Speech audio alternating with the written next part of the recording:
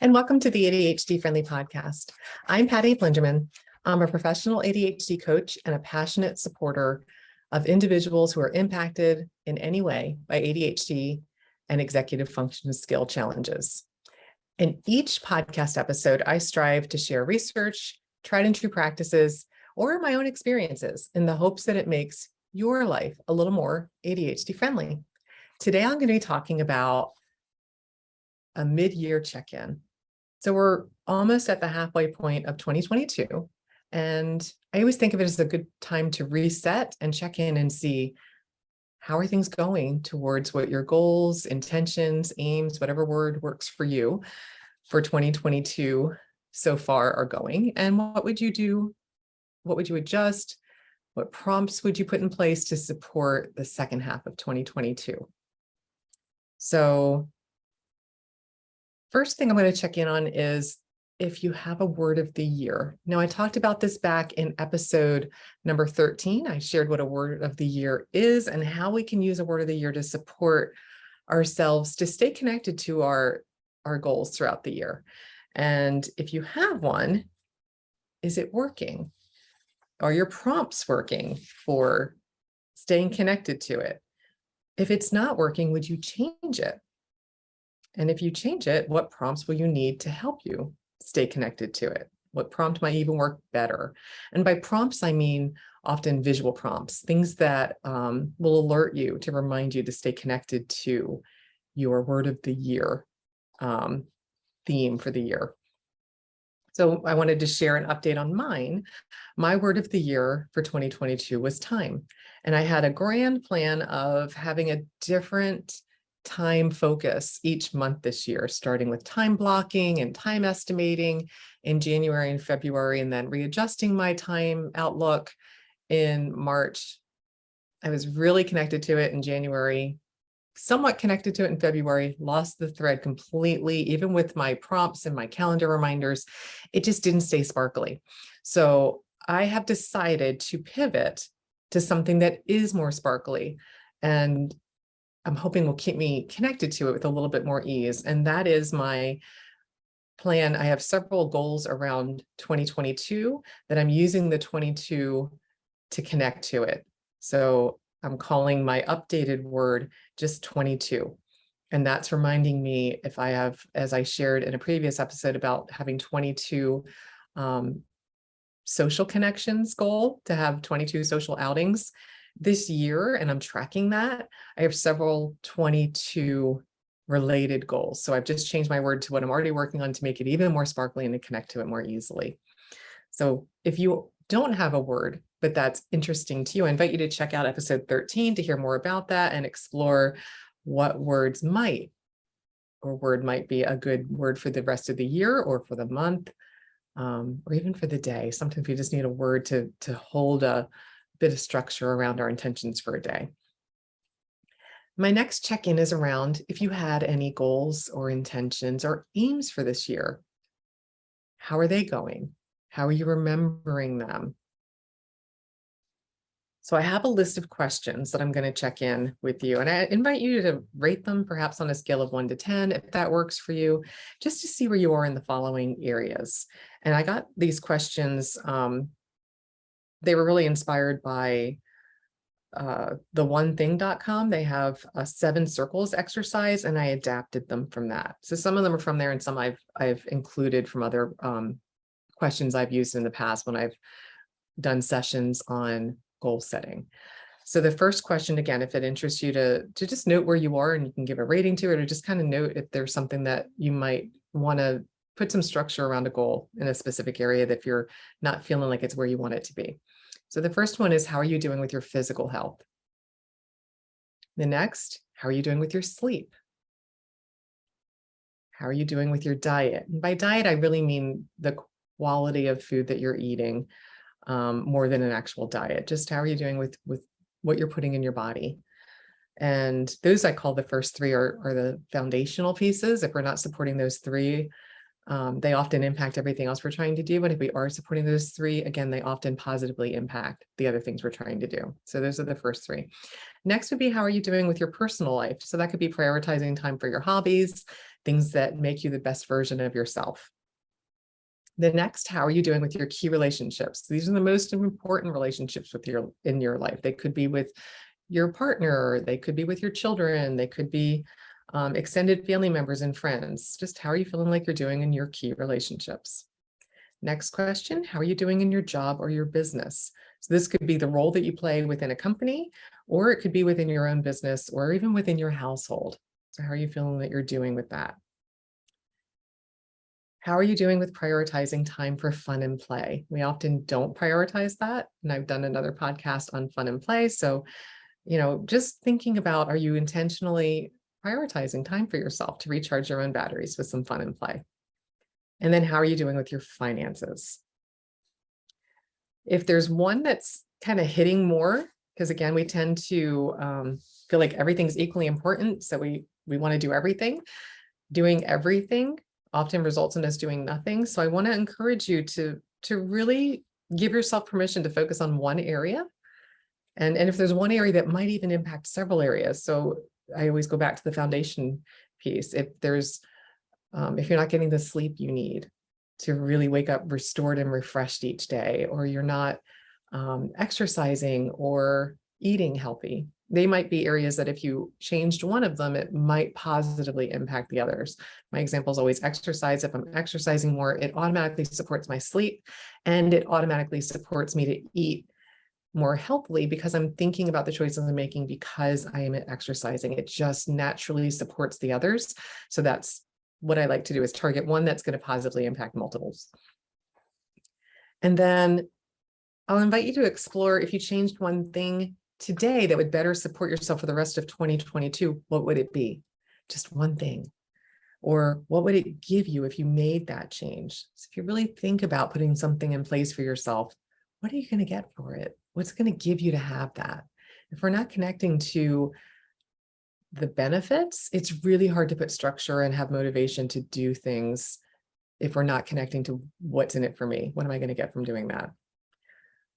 What will get in the way of you doing it? Of you reaching that goal? And what support will you need to accomplish that in the next 6 months? So when you think about what you're trying to achieve in the last half of 2022, what would help you to reach it? Is there something you could outsource? And then my last question is, what prompts will you need to remember that goal? So again, they're just some questions to think about. And I invite you, if you're listening to this, just pause and answer questions as they occur to you, so that you're having a chance to really put some structure around what would positively impact my life, what would move me further beyond where I am right now in the second half of 2022. And then one other list of questions I like to just help to pull something into focus, to prioritize and support ourselves to focus on one thing and not everything, because we can do anything, but we cannot do everything.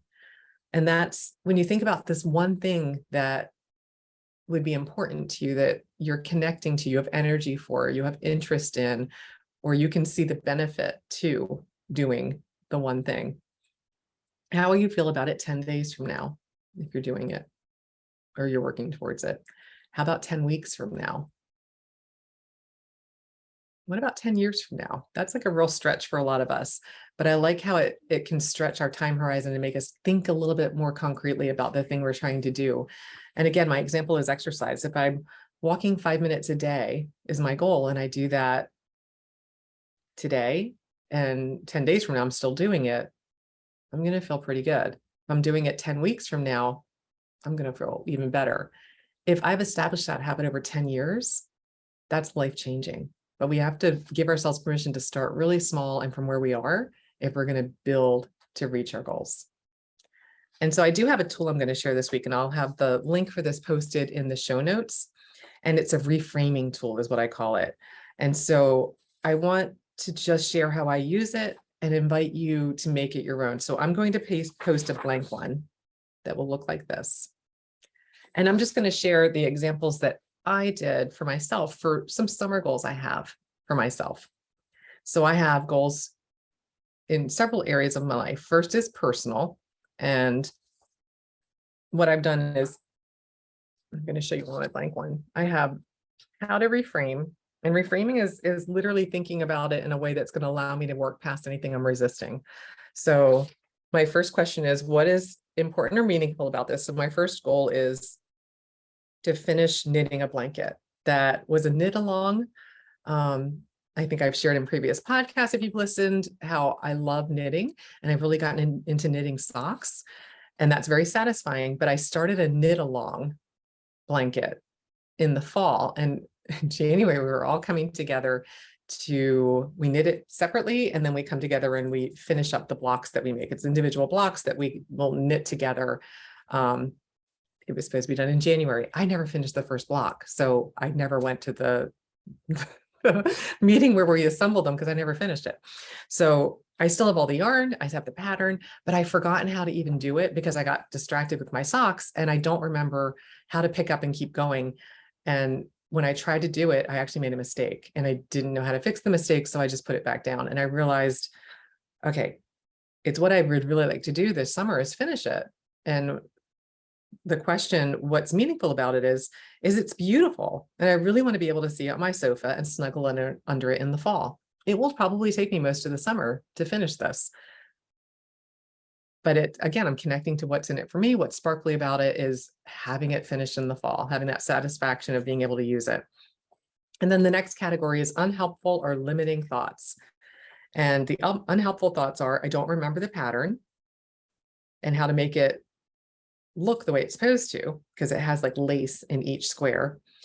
And that's why I stopped, because I don't know how to do it and I made a mistake. And then the next prompt is, what's an actionable or a doable step? And the actionable step was to schedule and pay for lessons in June to get help. And I did that.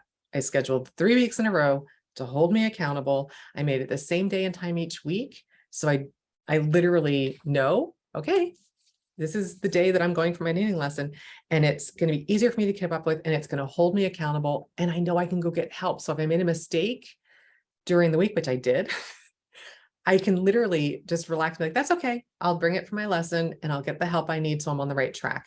If I need more lessons after that, I'll sign up for more. But I signed up for 3 initially because that was enough to get me started and past the resistance I was feeling for not remembering the pattern. I'll give you one more example of this to give you a little bit more context if this is a tool you want to use. Again, reframing what's going to get in the way of the goal. So my second one is a health goal. So I'm adding walking 1 mile 5 times a week to my exercise routine, just trying to build more of an intentional walking habit. So the what's in it for me is I will feel better. And I know it's good for me. The unhelpful or limiting thought is I know I'm not going to want to do it in the moment. I'm just not. And I also know that going alone is boring. So my actionable or doable steps around this are, my first one is I'm going to decide when, so I don't have to decide later. So I've decided to go first thing in the morning before I get fully ready. Otherwise, I won't go. If I try to find another time later on, it will exhaust me. I'll be looking all day for a time and I won't do it. Number 2 is identify podcasts to listen to. So I did that. I identified podcasts that I'd be excited to listen to, that I'm only going to listen to on my walk. So it's sparkly and I'm being pulled into it with more ease. And then the last one is I'm going to build in a reward each week that I check off 5. I've already tried to do this for a couple of weeks and it wasn't working. So I added the build in a reward to get to 5, because I've done 3 in a week, which is still better than nothing. And I'm happy about that, but I'm really trying to get to 5. And before I adjust what my goal is, because I've considered lowering it to 3 a week or 4 a week, I really want to see if the reward helps me get to 5. So I've built in a reward at the end of the week for every week I get to 5. And I'm just going to experiment with that a little bit and see if it helps me to reach that with more ease. So that's what I call a reframing tool. It's reframing what a goal is, why it's sparkly, what could get in the way of it, and identifying those things that can make it easier to reach the goal that's important or meaningful to me. So that's it. That's my check-in, mid-year check-in around word of the year goals. One thing I want to mention as I'm signing off, because it's always something I share when I wrap up each episode. And that's, if you like this, if you found something in this helpful, please do subscribe and share it with others. One of my 22 business goals in 2022 this year is to reach and have 100 subscribers to my YouTube channel. So I'm on a thermometer on here, coloring where I am. Right now, I just went over 30. I'm at 31 and I'm trying to get to 100. And it's a slow process and I'm really okay with that. But I would like to just go ahead and put it out there that I'm really trying to get to 100 because it gives me a unique link, which would be much more ADHD friendly for me to share a link I describe. I get to name what the link is instead of this 100-character, really bulky link that I have to post when I share it in my newsletter and different platforms. So I really want the simple ADHD friendly link. And I can't do that on YouTube until I get 100 subscribers. So that's what I'm going for. I hope that you found something in this episode helpful. If there's something that I shared that didn't resonate with you, please reach out and let me know.